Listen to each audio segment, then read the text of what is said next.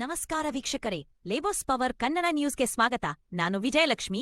ಮತ್ತಷ್ಟು ಸುದ್ದಿಗಾಗಿ ನೋಡ್ತಾ ಇರಿ labours power Kannada news. Like ಮಾಡಿ, ಸಬ್ಸ್ಕ್ರೈಬ್ ಮಾಡಿ, ಶೇರ್ ಮಾಡುವುದು ಮರೆಯಬೇಡಿ.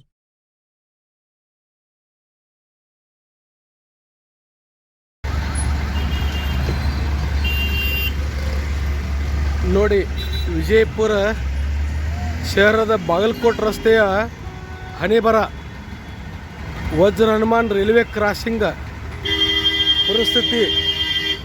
ಯಾವಾಗ ಟ್ರೈನ್ ಬರ್ತವೆ ಆವಾಗ ಈ ಥರ ಪ್ರತಿಯೊಬ್ಬ ಸಾರ್ವಜನಿಕರು ನರಕ ಅನುಭವಿಸ್ತಿದ್ದಾರೆ. ಪ್ರತಿಯೊಬ್ಬರು ನೋಡಿ, ಇಲ್ಲಿ ಯಾರು ಜವಾಬ್ದಾರಿ ಇದಕ್ಕೆ ನೋಡಿ.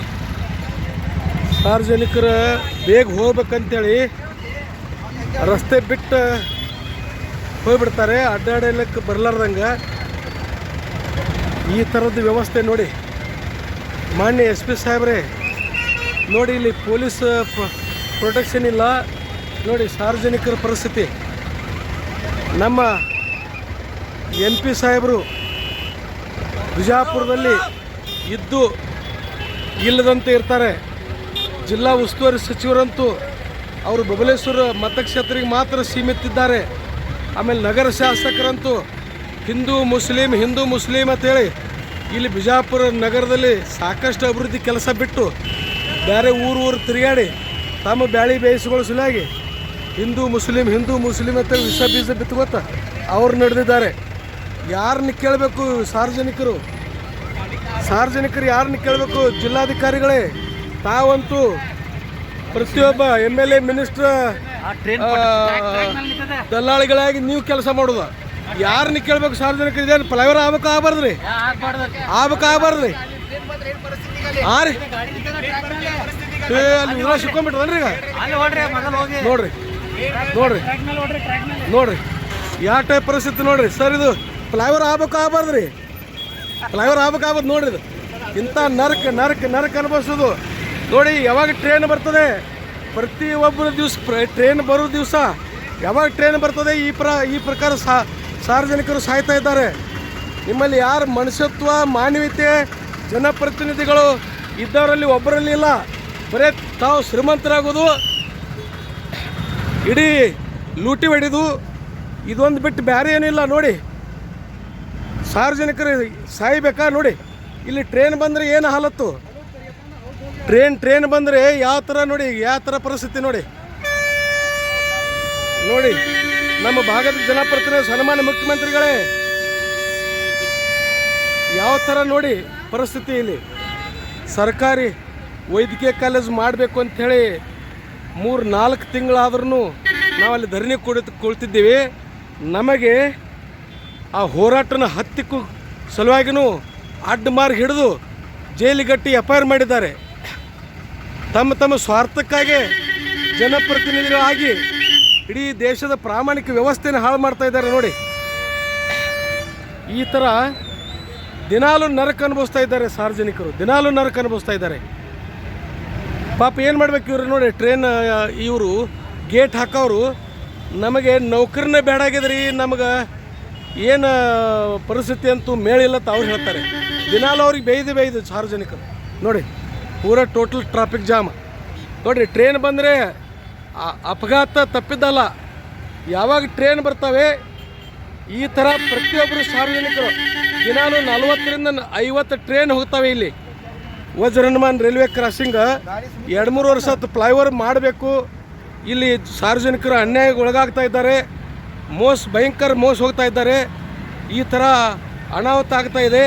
ಇದಕ್ಕೆ ಫ್ಲೈಓವರ್ ಮಾಡಬೇಕು ಅಂತೇಳಿ ಮಾನ್ಯ MP ಸಾಹೇಬರಿಗೆ, ಆಮೇಲೆ ನಗರ ಶಾಸಕರಿಗೆ, ಜಿಲ್ಲಾ ಉಸ್ತುವಾರಿ ಸಚಿವರಿಗೆ, ಜಿಲ್ಲಾಧಿಕಾರಿಗಳಿಗೂ ಕೂಡ ಎಷ್ಟು ಸಾರಿ ನಾವು ಮನವಿ ಕೊಟ್ಟರು.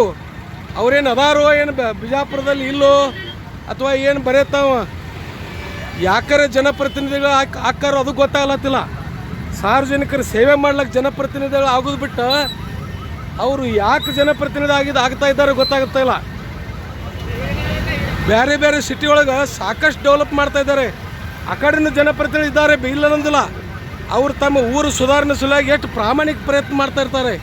ಆದರೆ ನಮ್ಮ ಜನಪ್ರತಿನಿಧಿಗಳು ಇಲ್ಲಿ ಏನು ಪ್ರಯೋಜನ ಇಲ್ಲ. ಬರೀ ತಮ್ಮ ಆಸ್ತಿ ದ್ವಿಗುಣ ಮಾಡ್ಕೊಳ್ಳೋಕೆ ಮಾತ್ರ ಜನಪ್ರತಿನಿಧಿಗಳು ಆಗ್ತಾ ಇದ್ದಾರೆ. ನಮ್ಮ ಸಾರ್ವಜನಿಕರ ಮಾತಿಗೆ ಮನ್ನಣೆ ಕೊಡುತ್ತಿಲ್ಲ. ನೋಡಿ ಆ ಕಡೆ ಗಾಡಿಗಳು ಏನು ಮೇಳಿಲ್ಲ. ನೋಡಿ ಎಲ್ಲ ಕಡೆ ಟ್ರಾಫಿಕ್ ಜಾಮ್, ಎಲ್ಲಿ ಹೋಲಕ್ಕೆ ದಾರಿನಿಲ್ಲ. ನೋಡಿ ಈ ಕಡೆ ನೋಡಿ ಎಲ್ಲ ಒಂದೊಂದು ಕಿಲೋಮೀಟರ್ ಗಾಡಿ ನಿಂತಿದ್ದಾವೆ. ನೋಡಿ ಆ ಕಡೆ ವೆಸ್ಟ್ ಎಂಡ್ ಮುಂದೆ ಗಾಡಿ ಅಲ್ಲಿ ಪೂರ ಎಲ್ಲಿ ಏನು ದಾರಿನಿಲ್ಲ. ಇಂಥ ಪರಿಸ್ಥಿತಿ ದಿನಾಲೂ ಅನುಭವಿಸ್ತಾ ಇದ್ದಾರೆ ಸಾರ್ವಜನಿಕರು. ಇದು ಫ್ಲೈಓವರ್ ಆಗ್ಬಾರ್ದ್ರಿ, ಫ್ಲೈಓವರ್ ಆಗ್ಬಾರ್ದು ಸರ್. ನೋಡ್ರಿ ದಿನಾಲು ಇದು ದಿವಸದಲ್ಲಿ ಒಂದು ಟ್ರೈನ್ ಅಲ್ಲ 40-50 ಟ್ರೈನ್ ಹೋದಾಗ ಒಮ್ಮೆ ಫ್ಲೈಓವರ್ ಆಗ್ಬಾರ್ದ್ರಿ.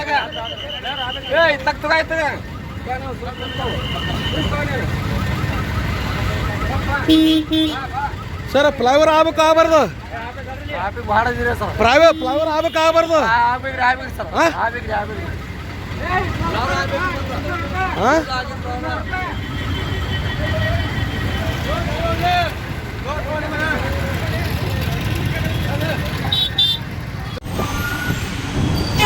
ಮಾನ್ಯ ವಿಜಯಪುರದ ಸಂಸದ ಸಾಹೇಬ್ರೆ,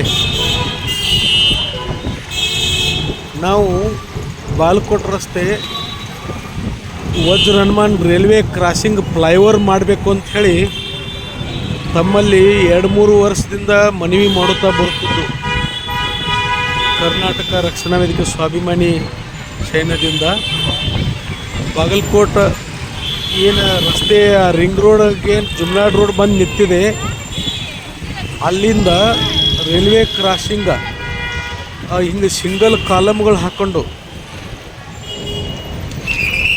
ನೋಡಿ ಈ ಟೈಪ್ ಸಿಂಗಲ್ ಕಾಲಮ್ಗಳು ಹಾಕ್ಕೊಂಡು ಅಲ್ಲಿ ರೈಲ್ವೆ ಫ್ಲೈಓವರ್ ಮ್ಯಾಲೆ ಬ್ರಿಡ್ಜ್ ಮಾಡಿ ತೆಳಗೆ ಮಧುವನ್ ತೆಳಗೆ ಇಳಿಸ್ಬಿಟ್ರೆ ತೆಳಗೆ ಎಷ್ಟು ಬೇಕಾದಷ್ಟು ಗಾಡಿ ಹೋಗಲಿ, ಏನೂ ಯಾವ ಡಿಸ್ಟರ್ಬೆನ್ಸ್ ಇಲ್ಲ.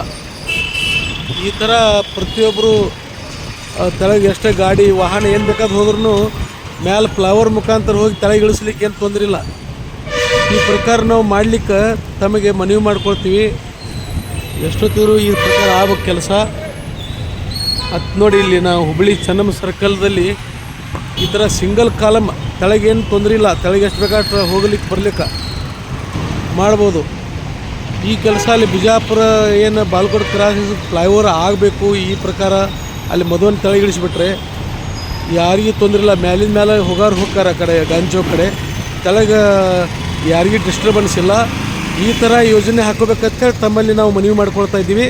ತಕ್ಷಣವೇ ಅದೇನು ನೀವು ಅಂಡರ್ಗ್ರೌಂಡ್ ಮಾಡಿಸ್ಬೇಕು ಅಂತೇಳಿ ಇದು ಮಾಡ್ತಿದ್ರೆ ಅಂಡರ್ಗ್ರೌಂಡದ್ದು ಅದು ಬೇಡ ಅಂತೇಳಿ ನಾವು ರೈಲ್ವೆ ಇಲಾಖೆಯ ಏನು ಬಿಜಾಪುರ ಏನು ಜೋನಲ್ಗಿದ್ದಾರೆ ರೈಲ್ವೆ ಡಿಪಾರ್ಟ್ಮೆಂಟಲ್ಲಿ ಅವ್ರಿಗೆ ನಾವು ವಿನಂತಿಸಿದಾಗ, ಇಲ್ಲ ಸರ್ ಇದು ನೀವು MP ಅವ್ರಿಗೆ ಹೇಳಿ, ನೀವು ಏನು ಸೂಕ್ತ ಭಾಳ ಒಳ್ಳೆಯ ತೀರ್ಮಾನ ತೊಗೊಂಡಿದ್ರಿ, ಇದು ಕರೆಕ್ಟ್ ಇದೆ, ಅಂಡರ್ಗ್ರೌಂಡ್ ಬದಲಿ ಇದು ಮಾಡಿದ್ರಂತೂ ಭಾಳ ಸೂಕ್ತ ಆಗ್ತದೆ ಅನ್ನುವಂಥದ್ದು ನಮಗೆ ಸೂಚನೆ ಕೊಟ್ಟಿದ್ದಾರೆ. ಅದು ಏನೋ ತೀರ್ಮಾನ ತೊಗೊಂಡ್ರು MP ಅವ್ರು ತೊಗೋಬೇಕು. ಅವ್ರು ಮನಸ್ಸು ಮಾಡಿದ್ರೆ ಈಗೇನು ಸೋಮಣ್ಣ ಅವರು ಕೂಡ ರೈಲ್ವೆ ಸಚಿವರಿದ್ದಾರೆ, ಬರೀ ಅವರೊಂದು ಲೆಟ್ರ್ ಕೊಟ್ಟರೆ ಸಾಕು, ಅದು ಹೆಂಗೆ ಬೇಕಾ ಆಗಿಬಿಡ್ತದೆ, ಅವ್ರು ಮನಸ್ಸು ಮಾಡಬೇಕು ಅಂತ ಹೇಳ್ತಾಯಿದ್ರು. ಅದಕ್ಕಾಗಿ ತಮಗೆ ಹತ್ತಿರ ಬಂದರೆ ನೀವು ಸರಿಯಾಗಿ ಇಲ್ಲಿ ಕುಳಿತು ತಾಳ್ಮೆಯಿಂದ ಯಾವ ಟೈಪ್ ಮಾಡಿದ್ರೆ ಏನಾಗ್ತದೆ, ಹೆಂಗೆ ಮಾಡಿದ್ರೆ ಏನಾಗ್ತದೆ ಅನ್ನೋಂಥದ್ದು ಸರಿಯಾಗಿ ತಿಳಿದುಕೊಳ್ಳುವಂಥ ತಾಳ್ಮೆನೂ ನೀವು ವಹಿಸ್ಕೊಂಡಿಲ್ಲ. ನಾವು 2-3 ಸಲ ಬಂದ್ರೂ ಕೂಡ ನಮ್ಮ ಜೊತೆ ನೀವು ತಾಳ್ಮೆ ಕಳ್ಕೊಂಡೇ ಮಾತಾಡಿರಿ. ಆ ಥರ ಆಗಬಾರ್ದು. ಸ್ವತಃ ಬೇಕಾದ್ರೆ ನೀವು ವಜ್ರ ಹನುಮಾನ್ ರೈಲ್ವೆ ಕ್ರಾಸಿಂಗ್ ಬಂದು ನೋಡಿ, ಅಲ್ಲಿ ಎಷ್ಟೊಂದು ತೊಂದರೆ ಇದೆ, ಅದೇ ನಾವು ಹೇಳುವಂಥದ್ದು ಸರಿ ಇದೆ ಅಂದರೆ ಆ ಪ್ರಕಾರ ತೀರ್ಮಾನ ತೊಗೊಳ್ಳಿ. ಎಲ್ಲ ನಮ್ಮ ಉಸ್ತುವಾರಿ ಸಚಿವರನ್ನು ವಿಶ್ವಾಸ ತೊಗೊಳ್ರಿ, ನಗರ ಶಾಸಕರನ್ನು ವಿಶ್ವಾಸ ತೋರಿ, ಸಾರ್ವಜನಿಕರಿಗೆ ಕೆಲಸ ಮಾಡಲಿಕ್ಕೆ ಎಲ್ಲ ಜನಪ್ರತಿನಿಧಿಗಳನ್ನ, ಜಿಲ್ಲಾಧಿಕಾರಿಗಳನ್ನ, ಮಹಾನಗರ ಪಾಲಿಕೆಯವ್ರನ್ನ, ರೈಲ್ವೆ ಡಿಪಾರ್ಟ್ಮೆಂಟ್ದವ್ರನ್ನ, PWD ಅವ್ರನ್ನ ಎಲ್ಲರನ್ನೂ ವಿಶ್ವಾಸ ತೊಗೊಂಡು ಒಂದು ದಿಟ್ಟ ಕ್ರಮ ತೊಗೊಳ್ಳಿಕ್ಕೆ ತಮಗೆ ಅವಕಾಶ ಇದೆ. ಆ ಕೆಲಸ ತುರ್ತಾಗಿ ಮಾಡಬೇಕಂತೇಳಿ ತಮ್ಮಲ್ಲಿ ನಾವು ಜಿಲ್ಲೆ ಜನತೆ ಪರವಾಗಿ ಮನವಿ ಮಾಡಿಕೊಳ್ತೇವೆ. ಧನ್ಯವಾದಗಳು.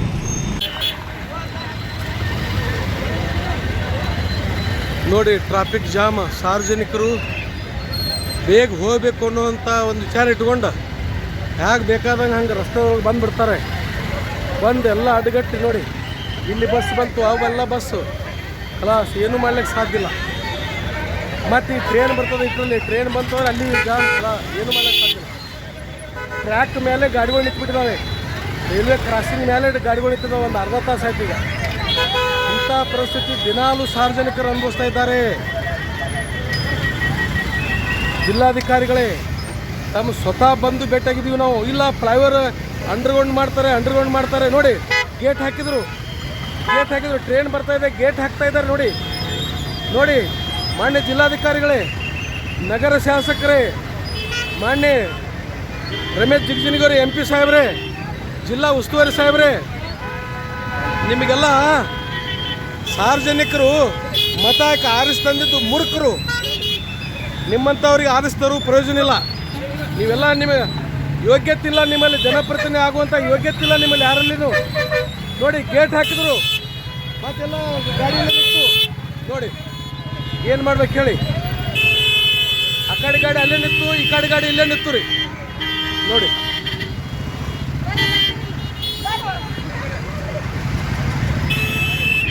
ಯಾವ ಥರ ಏನು ಮಾಡ್ಬೇಕು ನೋಡಿ. 2-3 ವರ್ಷ ಆಯ್ತು ನಾವು ಮನವಿ ಮಾಡ್ಕೊತಾ ಇದ್ದೀವಿ. ಇಲ್ಲ ಅಂಡರ್ಗ್ರೌಂಡ್ ಮಾಡ್ತಾ ಇದ್ದಾರೆ ಅಂತ ಹೇಳಿದ್ವು ಒಮ್ಮೆ. ಇಲ್ಲ ಒಮ್ಮೆ ಫ್ಲೈಓವರ್ ಮಾಡ್ಲಿಕ್ಕೆ 40 ಕೋಟಿ ರೂಪಾಯಿ ಅಲ್ಲಿ ಅಧಿವೇಶನದಾಗ ಧ್ವನಿ ಎತ್ತೀವಿ ಅಂತೇಳಿ ಅದೊಬ್ರು ಹೇಳ್ತಾರೆ. ಏನು ಯಾರ್ದು ಖರೆ ಯಾರು ಸುಳ್ಳು?